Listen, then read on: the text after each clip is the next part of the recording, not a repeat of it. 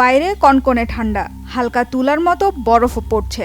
এমন পরিবেশে বাড়ি থেকে টানতে টানতে বের করে আনা হচ্ছে বয়সের ভারে নুয়ে পড়া এক ব্যক্তিকে, যার পরনে অন্তর্বাসের ওপরে একটি চাদর জড়ানো। তীব্র ঠান্ডায় গরম কাপড় পরারও সময় দেওয়া হয়নি তাকে। ঘটনাটি ঘটেছে যুক্তরাষ্ট্রের মিনেসোটা অঙ্গরাজ্যের রাজধানী সেন্ট পলে। এমন অমানবিক দৃশ্য দেখে আশেপাশের মানুষ প্রতিবাদ জানালেও কোনো ভ্রুক্ষেপ ছাড়াই ওই বৃদ্ধকে নিয়ে চলে যায় আমেরিকার ইমিগ্রেশন অ্যান্ড এনফোর্সমেন্ট এজেন্ট আইসিই এর সদস্যরা। বলতে গেলে এটি তেমন কিছুই নয়। অভিবাসন বিরোধী অভিযানের নামে প্রকাশ্যে গুলি চালানো আইসিই সদস্যদের জন্য সাধারণ বিষয়। পরিসংখ্যান বলছে গুলি করে কাউকে হত্যার ঘটনায় আইসিইকে কখনো বিচারের মুখোমুখিও হতে হয়নি।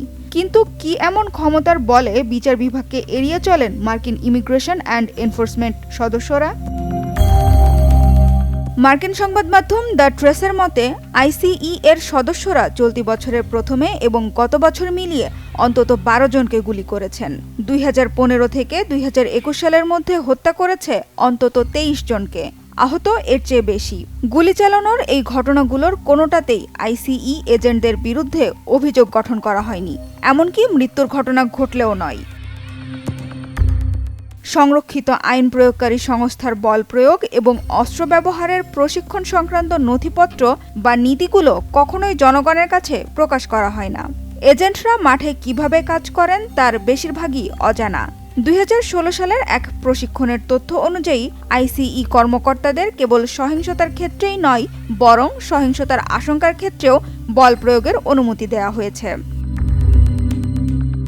সব আইনেই ন্যূনতম বল প্রয়োগের কথা থাকলেও আইসিইর ক্ষেত্রে বিষয়টি উল্টো।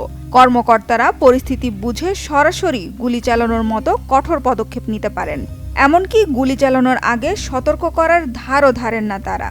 2023 সালে জো বাইডেন প্রশাসনের আদেশে এই বল প্রয়োগ নীতি সংশোধন করে তাদের প্রশিক্ষণের আওতায় আনা হলেও তা কাগজেই রয়ে গেছে। মার্কিন সংবিধানের 4র্থ সংশোধনীতে সার্চ ওয়ারেন্ট ছাড়াই কোনো ব্যক্তি বা বাড়িতে তল্লাশি চালানোর অনুমতি দেয়। আইসিই এজেন্টরা বিশেষ আইনি সুরক্ষার সুযোগ ভোগ করেন, যার ফলে আদালতে তাদের জবাবদিহি করানো অত্যন্ত কঠিন। আইসিই তাদের নিয়মগুলো গোপন রাখে, যা বিশেষজ্ঞদের মতে তদন্ত এড়ানোর একটি কৌশল। এজেন্টরা আসলে নিয়ম মানছেন কিনা তা জানারও কোনো সুযোগ নেই। প্রচলিত এ পন্থাকে সমর্থন করেন মার্কিন ভাইস প্রেসিডেন্ট জেডি ভ্যান্স এবং হোমল্যান্ড সিকিউরিটি প্রধান।